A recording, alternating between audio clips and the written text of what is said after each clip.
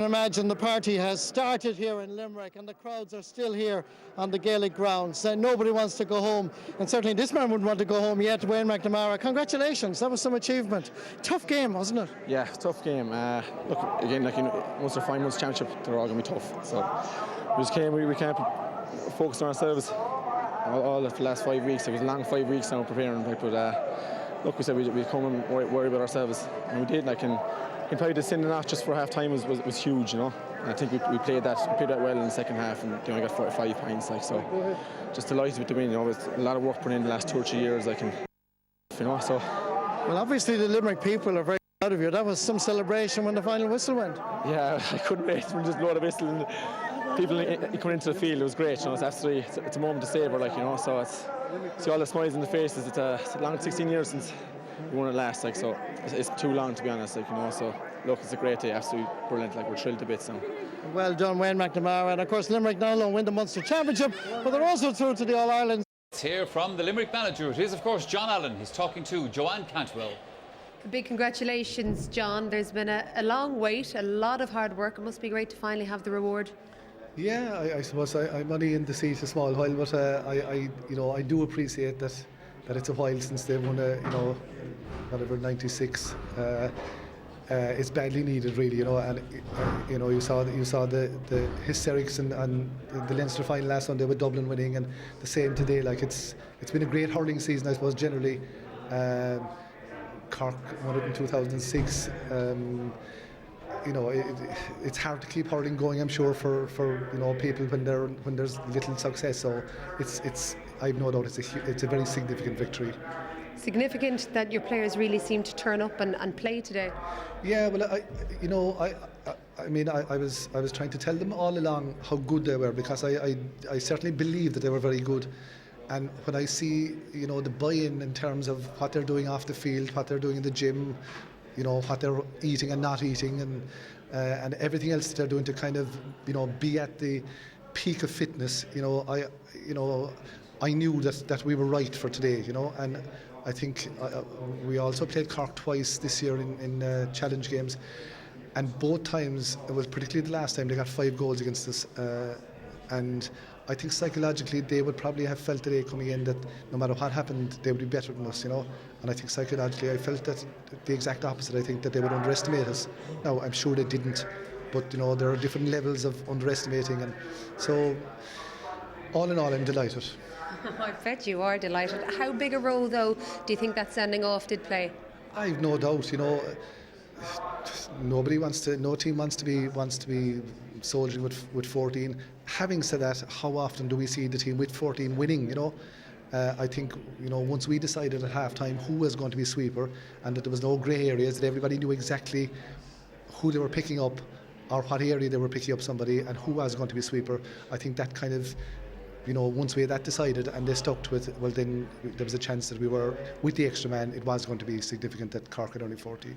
On top of that, we're so used to, in previous times, 1 to 15 making a difference. I think you showed today the difference it makes when you have a really, really strong panel. Yeah, I suppose this year as well, the summer has been so warm, thanks be to God, that 70 minutes of that in that intensity and played at that intensity is pretty hard going, and Cork were struggling, we were struggling, particularly the fellas who were up and down the middle of the field, and we brought on the same 5s we brought on the last day.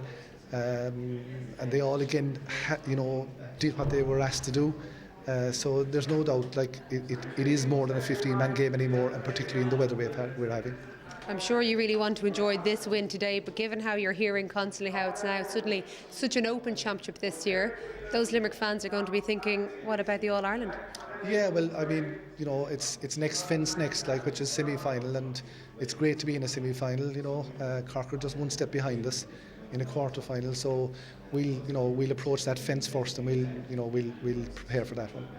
Well done today. Enjoy tonight, John. Thanks very much. Thanks, Joanne, very much. John Allen, of course. To enjoy that, Declan?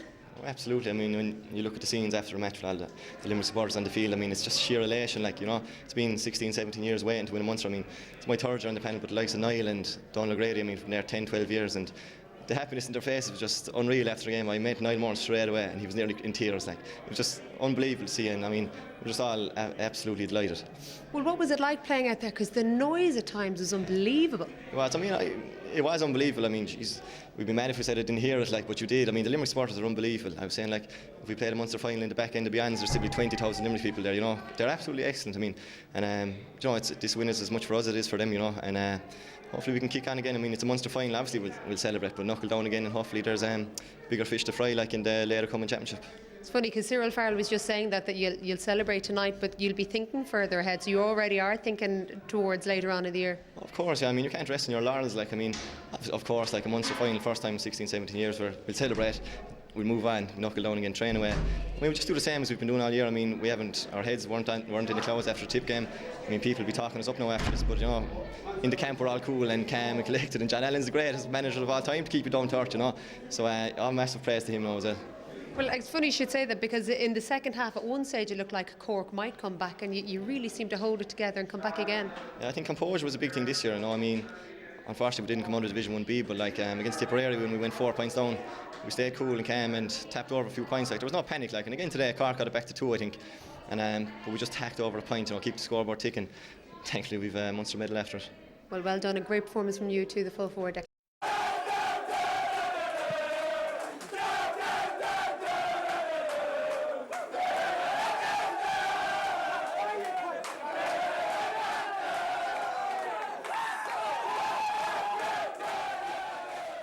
What have they done to our lovely sig tune?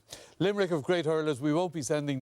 17 years in the making, and we left a couple after us in the interim, but I think today just the sheer elation and the euphoria that 1,000 Limerick people on the field, and I'm especially delighted for some of the older lads that have been ploughing there for the last number of years, and eventually I suppose they got their due reward today, really, but look, it's great for the county. I think even to have the minors in the final today, did very well, unlucky not to I suppose to win out, and last week had the fail in Limerick. I suppose we're on the crest of a wave, really, Limerick at the moment. Does it make you nervous now with the hype building? You have a semi-final in 5 weeks' time. Well, I suppose I was more nervous last week because I just felt, the last thing we needed in Limerick was the hype to get to the lads and to underperform, and maybe to a lesser extent, I think the first half, they didn't perform to their full ability, but certainly in the second half they came out all guns blazing, and especially in the last 10 or 15 minutes, I just, they really started to perform to their full ability. Yeah.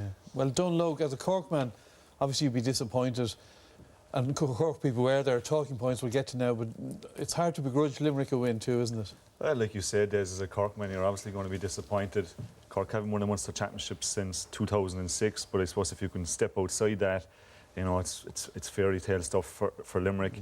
They're after beating the 2 big traditional counties to win a Munster Championship, and it's, it probably just continues with the story this summer, really. Yeah, and for John Allen, who you'd know well, it's a great achievement for him. Yeah, it's a fantastic achievement for John. John was in charge of Cork the last time they won a Munster Championship, and to go down to Limerick and to do what he's done, and there's been a real steady progression over the last number of years.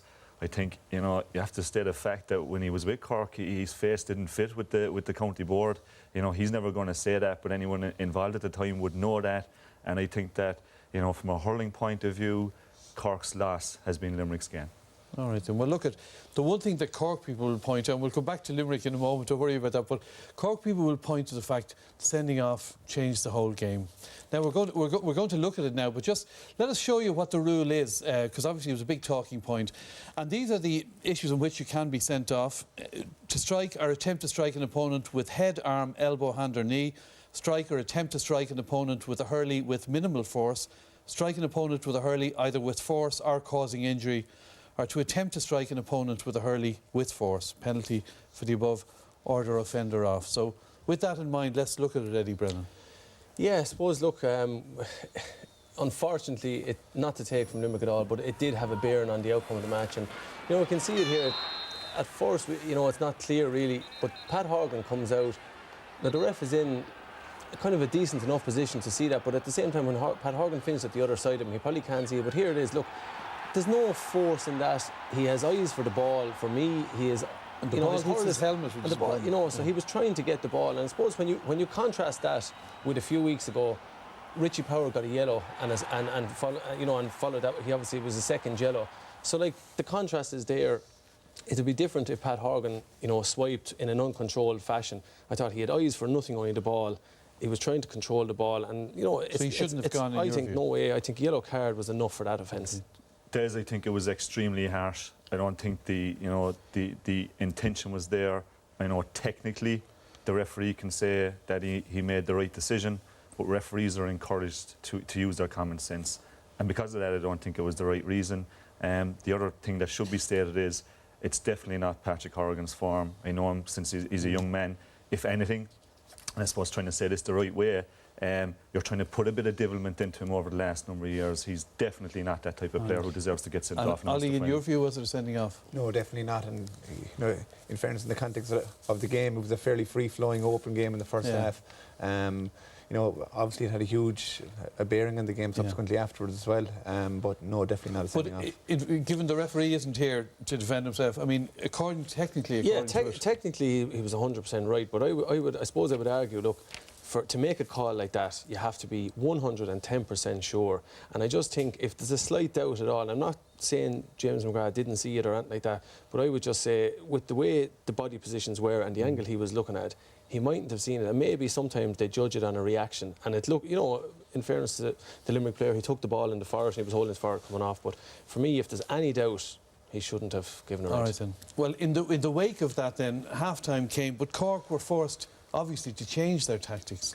Yeah, Des, was obviously losing a man, you're forced to change our tactics, and I think Limerick did have an advantage that it was actually half-time, so they had time to think and adjust as needed. And I think if you look at this here, if you look at the start of the game, Cork set up very orthodox. That was their plan for the day. You look at their 3 inside men close to the inside line. That's the way that they wanted to play. Limerick, on the other hand, they wanted to play a lot of their players well out the field. Seamus Hickey played extremely deep today, and they were happy not to have their inside men as close to the goals. A lot of the times, especially in the first half, you saw Seamus getting on the ball here. Look at this in the second half. Without the extra, with the loss of the extra man, you see Limerick consistently had at least 1 and at times 2 covering defenders.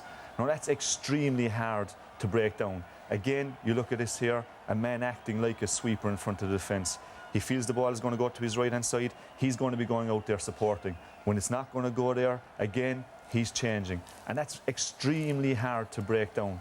And also, typical John Allen, you see, even though they had the spearmen, they've got other defenders that are willing to go back and cover. So for a lot of the game, the Cork forwards were trying to go against 2 spearmen in the defence, and that's very difficult. Hugely difficult. On the other hand, Eddie, you were giving credit to Limerick for how they did adapt. I suppose, look, we've heard about John Allen, how shrewd he is and preparation. So no doubt this might have been in his mindset in the run-up to it, how to deal with an extra man, how to do with the loss of a man. And, Cork came back, they had a little purple patch, they got it back to 2 points in the 59th minute, and Seamus Hickey then tagged on a good score for Limerick. And from there on in, Declan Hannon then, as sweet and as pure a strike as you'd see from the sideline. They kicked on, they scored 7 unanswered points from there to the finish, and they had the luxury then of bringing in their bench, and the bench made a huge impact. James Howland coming in here, goal chance possibly on, but again I suppose look in the hindsight, wise option. It was putting the match, every point was putting it away from Cork. And I suppose look on an unrelated thing, you look at Limerick, I suppose GAA, they've been underneath the Munster rugby thing for a long time. Limerick is seen as the home Munster rugby, so it's great for the GAA side of it, and as well it was brilliant to see, the sanctuary that is the dressing room, and to see what it means to players. They really enjoyed that today. That is what it's all about. I mean, we talk about the medals and the cups and things like that. That's what it's all about, in there with the lads, and the release of emotion was brilliant to see. It was great to see. All right, then. Well, time to name our man of the match. Donlogue, you have the nominees. Yeah, there's the 3 nominees that we have is Declan Hannon first. He put over a lot of important frees, got 1 or 2 important scores. The only thing I'll say is he was marked by Shane O'Neill, and I thought Shane O'Neill had a really fine game today as well. Second is Richie McCarthy. He was tenacious right through. The crowd loved him. Every time he was going near the ball, there was a big roar from the Limerick crowd. And then finally, we had James Ryan. I think his work rate was serious today. And Eddie, who did you go for? We went for James Ryan. Just a tour de force really for the whole entire match. A tough fella, worked tirelessly for the team. He was stuck into everything, chipped in with 3 points, left and right, and deserving winner of the man of the match. All right then, so big celebrations no doubt in Gary Spillane. Let's hear from our man of the match then.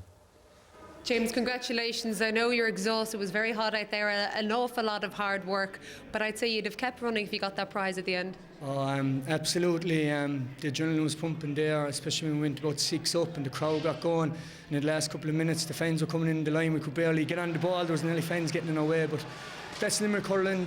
The fans are always very passionate, and we saw that in the fans today. And thank God today it just went well, and we're just delighted.